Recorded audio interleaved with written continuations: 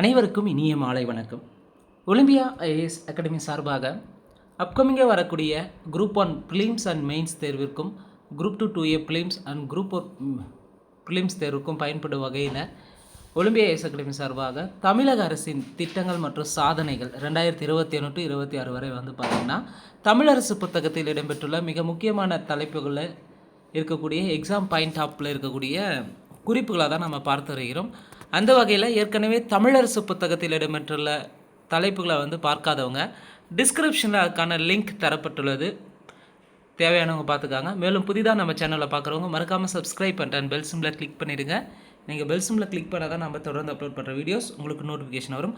அதே போல் Olympia IAS academy சார்பாக அப்கமிங்காக வரக்கூடிய குரூப் 1ற்காக இலவச மாதிரி தேர்வுகள் வழங்கப்பட்டு வருகிறது. ஒவ்வொரு ஞாயிற்றுக்கிழமையும் இந்த இலவச மாதிரி தேர்வில் கலந்து கொள்ள விருப்பம் இருக்கிறவங்க டிஸ்கிரிப்ஷனில் டெலகிராம் சேனலுக்கான லிங்க் தரப்பட்டுள்ளது, அதை பயன்படுத்திக்கங்க. ஸோ தமிழக அரசின் திட்டங்கள் மற்றும் சாதனைகளை பொறுத்தவரை நமக்கு தமிழ்நாடு அட்மினிஸ்ட்ரேஷன் ரிலேட்டடான கரண்ட் அஃபேர்ஸ் எக்ஸாம் பாயிண்ட் ஆஃபில் வெரி இம்பார்ட்டன்ட். அதுவும் லாஸ்ட் 5 இயர்ஸாக தொடர்ந்து பார்த்திங்கன்னா கவர்மெண்ட் ஸ்கீம்ஸ், தமிழ்நாடு கவர்மெண்ட் ஸ்கீம்ஸை ரிப்பீட்டடாக கேட்குறாங்க. இந்த தலைப்பை பொறுத்தவரையும் சில முக்கிய திட்டங்களை நம்ம பார்க்கலாங்க. ஒரு திட்டங்கள் ஏன் அப்படின்னா, இங்கே நம்முடைய பாலிட்டியில் கான்ஸ்டியூஷனை பொறுத்தவரையும் டிபிஎஸ்பின்னு சொல்லலாம், directive principle of state policy, அரசுக்கு வழிகாட்டு நெறிமுறை கோட்பாடுன்னு சொல்கிறாங்க. இந்த நெறிமுறை கோட்பாடுகள் பார்த்திங்கன்னா பார்ட் 4ல் ஆர்டிகல் 36 to 51 வரையில் இருக்குது. இந்த அரசுக்கு வழிகாட்டு நெறிமுறை கோட்பாடுகள் என்ன சொல்லுதுன்னா, வெல்ஃபேர் ஸ்டேட்டை உருவாக்குறத பற்றியும் சமூக மற்றும் பொருளாதார ரீதியை உறுதி செய்வது நோக்கமாக கொண்டு தொடங்கப்பட்டுள்ளது. இந்த டிபிஎஸ்பியை கம்பல்சரி ஃபாலோ பண்ண சொல்லி கோர்ட்டில் அப்பீல் பண்ண முடியுமானா முடியாது. இது ஒரு செயல்படுத்தலாம், அந்தந்த ஸ்டேட்டு மக்கள் நல அரசை உருவாக்குறதுக்காக ஏற்படுத்தலாம், கொண்டு வரலாம், நடைமுறைப்படுத்தலாம் அப்படின்னு சொல்லியிருக்காங்க. ஸோ அதன் அடிப்படையில் தமிழ்நாடு பல்வேறு வகையான சமூக நல திட்டங்களை மக்கள் சார்ந்த திட்டங்களை கொண்டு வந்திருக்கு. அதில் இருக்கக்கூடிய சில முக்கியமான திட்டங்களை பார்க்கலாம். மிக முக்கியமாக இந்த வெல்ஃபேர் ஸ்டேட்டை பற்றி கிரான்வில் ஆஸ்டின் சொல்லியிருக்கார் ஒரு கூற்று. அரசு வழிகாட்டு நெறிமுறை கோட்பாடுகள் அனைவருக்கும் சமூக பொருளாதார மற்றும் அரசியல் நீதிக்கான அரசியலமைப்பு தேவைகளை பூர்த்தி செய்ய உதவுகின்றன. கிரான்வில் ஆஸ்டின் என்ன சொல்கிறாரு? அரசு வழிகாட்டு நெறிமுறை கோட்பாடுகள் அனைவருக்கும் சமூக பொருளாதார மற்றும் அரசியல் நீதிக்கான அரசியலமைப்பு தேவைகளை பூர்த்தி செய்ய உதவுகின்றன. அதன் அடிப்படையில் தான் ஒரு வெல்ஃபேர் ஸ்டேட்டை உருவாக்கும் நோக்கத்தில் தான் தமிழ்நாடு அரசு பல்வேறு திட்டங்களை கொண்டு வந்திருக்காங்க. அதில் ஒரு திட்டம் தான் முதல்வரின் முகவரித்துறை. ஸோ இது ஒரு டிபார்ட்மெண்ட்டாகவே உருவாக்கியிருக்காங்க, முதல்வரின் முகவரி என்ற பெயரில். குறிப்பாக பார்த்திங்கன்னா இது எதுக்காகனா, குடிமக்களுடைய தேவை அறிந்து அவர்களுடைய இல்லங்களுக்கே தேடி சென்று நலத்திட்டங்களை அளித்தல் மற்றும் குடிமக்களின் கோரிக்கைகள் மற்றும் குறைகளை திறம்பட தீர்க்கவும் திராவிட மாடல் அரசால் 2021 உருவாக்கப்பட்டது தான் முதல்வரின் முகவரித்துறை. ஸோ இல்லங்களுக்கே போகிறது, மக்களுடைய இல்லங்களுக்கே சென்று அவங்களுடைய நலத்திட்டங்கள் என்னென்ன குறைகள் இருக்குது அப்படின்ற செய்தியை மக்கள்கிட்ட கொண்டு சேர்க்கணும். அதுக்கு அடுத்து அது அரசுக்கு தெரிஞ்சிருக்கணும், மக்களுக்கும் அரசுக்கும் இடையே கேப் இல்லாமல் இருக்கணும் அப்படின்றதுக்காக தொடங்கப்பட்ட ஒரு துறை தான் முதல்வரின் முகவரித்துறை. இதில் பார்த்திங்கன்னா இந்த டிபார்ட்மெண்ட்டுக்கு கீழே முதலமைச்சருடைய தனிப்பிரிவு இருக்குது, முதலமைச்சரின் உதவி மையம், இது அதுக்கடுத்து ஒருங்கிணைந்த குறைதீர்வு மேலாண்மை அமைப்பு மற்றும் உங்கள் தொகுதியில் முதலமைச்சர் ஆகிய சிறப்பு துறைகள் செயல்பட்டு வருகிறது. எது? இந்த முதல்வரின் முகவரித்துறையின் கீழே இதெல்லாம் செயல்பட்டு வருகிறது. ரொம்ப ரொம்ப முக்கியமானது. இதனுடைய குறிப்பிடத்தக்க அம்சம் என்னன்னு பார்த்தீங்கன்னா, ஒருங்கிணைந்த குறைதீர்வு மேலாண்மை அமைப்பை ஒன்று ஏற்படுத்தியிருக்காங்க. இந்த ஒருங்கிணைந்த குறைதீர்வு மேலாண்மை அமைப்பை பொறுத்தவரையும் ஸ்டேட்டு, டிஸ்ட்ரிக்ட், ஏரியா அளவில் தன்னுடைய செயல்பாடுகளை விரிவாகவும் செஞ்சுட்டு வராங்க. அதன்படி பொதுமக்கள் என்ன பண்ணலான்னா, தங்களுடைய கோரிக்கைகளை பின்வரும்படி நிலைகளில் அணுகி முன்வைத்து தீர்வினை பெறலாம். எப்படின்னா, 1, மாவட்ட ஆட்சியர் அலுவலகத்தில் திங்கட்கிழமை தோறும் நடைபெறும் குறைதீர்வு கூட்டங்களில் தங்களுடைய மனு தரலாம். 2வது மக்கள் தொடர்பு முகாம்கள். 3, உங்களை தேடி உங்கள் ஊரில் திட்டம். 4, தலைமைச் செயலகத்தில் இயங்கும் முதலமைச்சரின் தனிப்பிரிவு. 5, முதல்வரின் முகவரி போர்ட்டல். 6, முதலமைச்சரின் உதவி மையம். இந்த முதலமைச்சரின் உதவி மையத்துக்கான கட்டணமில்லா தொலைபேசி எண் என்னன்னு பார்த்தீங்கன்னா 1100. ஸோ எக்ஸாமில் கேட்கறதுக்கான வாய்ப்புகள் இருக்குது.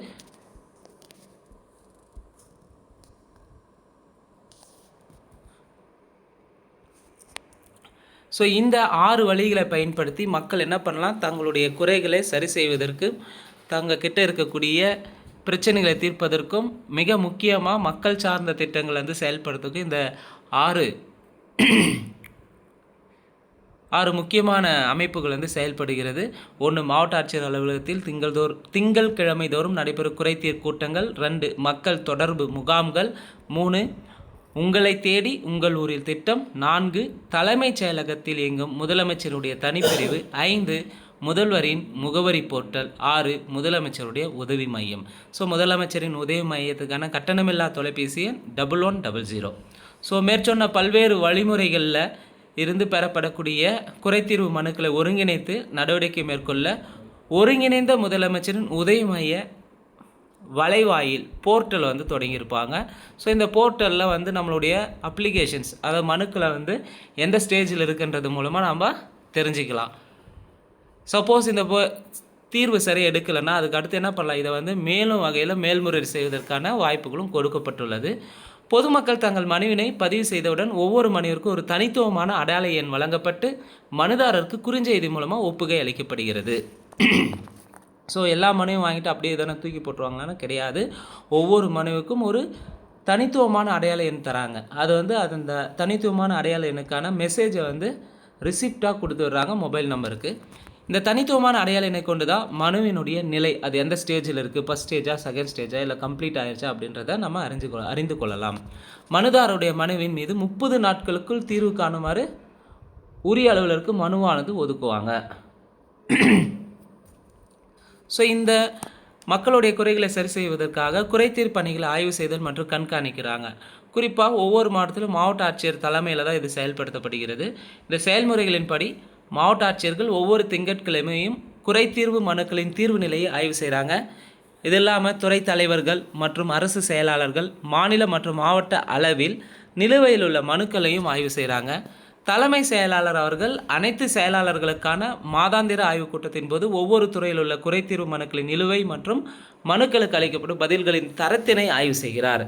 ஸோ சீஃப் செக்ரட்டரி என்ன பண்ணுவார்னா, ஒவ்வொரு டிஸ்ட்ரிக்ட்லேயும் இருக்கக்கூடிய மாதாந்திர ஆய்வுக் கூட்டத்தில் ஒவ்வொரு துறையிலும் என்னென்ன குறைதீர் மனுக்கள் நிறைவேற்றப்பட்டுள்ளது, எதெல்லாம் வந்து பெண்டிங்கில் இருக்குது, எந்தெந்த டிஸ்ட்ரிக்டில் எவ்வளோ பெண்டிங் இருக்குன்றதை எல்லாத்தையுமே ஆய்வு செய்வார்.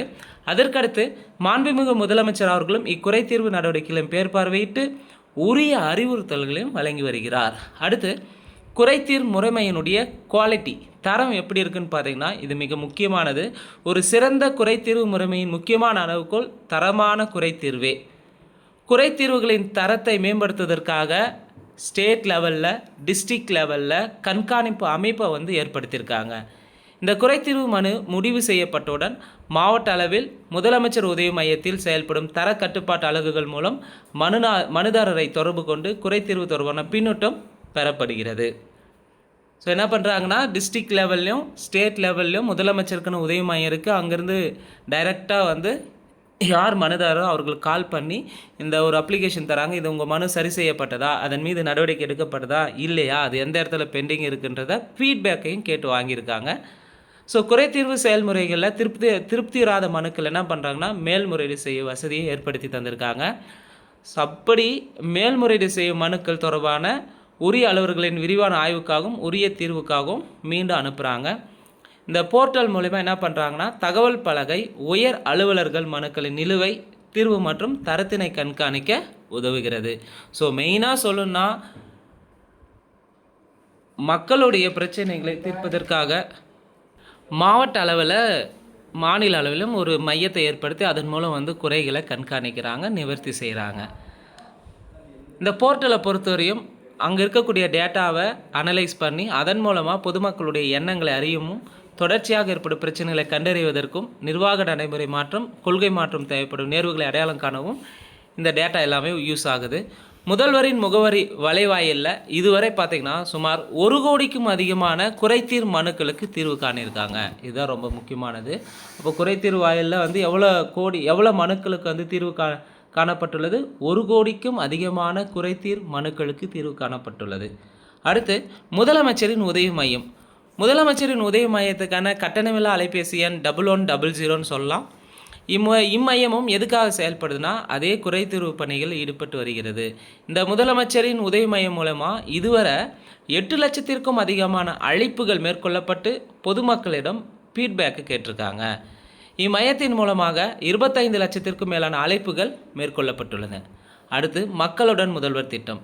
ஸோ மக்களுடன் முதல்வர் திட்டத்தினுடைய மிக முக்கியமான நோக்கம் என்னன்னு பார்த்தீங்கன்னா, அரசு சேவைகளை, கவர்மெண்ட் சர்வீசஸை குடிமக்களின் வீட்டுக்கே நேரடியாக கொண்டு சேர்க்கும் ஒரு முன்னெடுப்புன்னு சொல்லலாம். இது ஒரு பொதுமக்கள்கிட்ட ஒரு நம்பிக்கையை ஏற்படுத்தக்கூடியதாக இருக்கும். அரசுக்கும் பொதுமக்களுக்கும் இடையே இருக்கக்கூடிய கேப்பை குறைக்கும் வகையிலும் ஒரு நம்பிக்கையான உறவை ஏற்படுத்தும் வகையில் தான் இந்த மக்களுடன் முதல்வர் திட்டம் தொடங்கப்பட்டுள்ளது.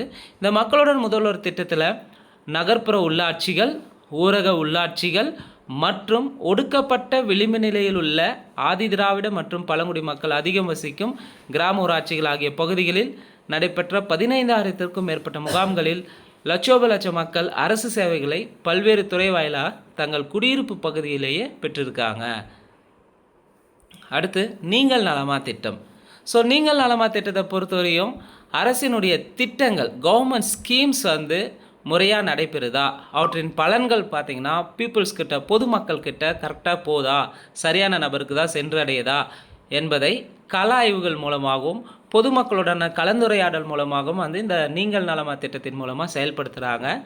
ஸோ அதன் அடிப்படையில் விளைந்தது தான் இந்த நீங்கள் நலமா திட்டம்.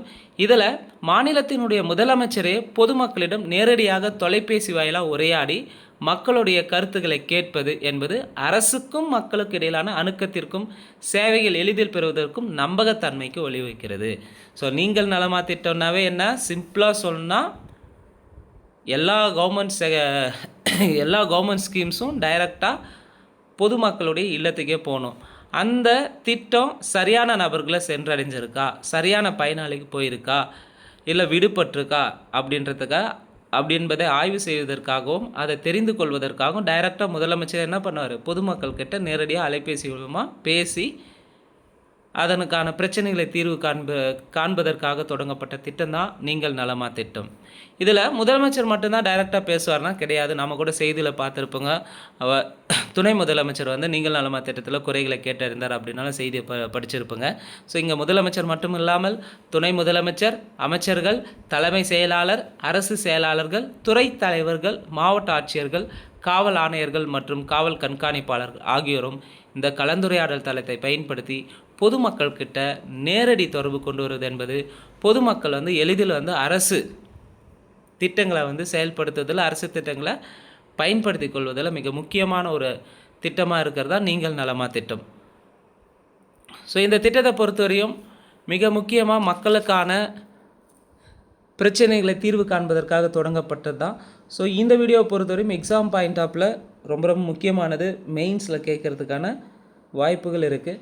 ஸோ கூற்று காரணத்தில் அல்லது நீங்கள் நலமா திட்டத்தினுடைய பயன் என்ன, அடுத்து மக்களுடன் முதல்வர் திட்டத்தினுடைய பயன் என்ன அப்படின்றது கேட்குறதுக்கான வாய்ப்புகள் இருக்குது. இந்த வீடியோ உங்களுக்கு பிடிச்சிருந்தால் லைக் பண்ணுங்கள், கமெண்ட் பண்ணுங்கள். மறக்காமல் டிஎன்பிஎஸ்சி எக்ஸாம்ஸ்க்கு ப்ரிப்பேர் பண்ணுறவங்க ஃப்ரெண்ட்ஸ்க்கு ஷேர் பண்ணுங்கள். ஏற்கனவே நம்ம தமிழரசு புத்தகத்தில் இடம்பெற்றுள்ள 4 தலைப்புகளை பார்த்துருப்போங்க. அந்த தலைப்புகளை பார்க்காதவங்க டிஸ்கிரிப்ஷனில் அதுக்கான லிங்க்கும் தரப்பட்டுள்ளது, தேவையானவங்க பார்த்துக்கோங்க. நன்றி, வணக்கம்.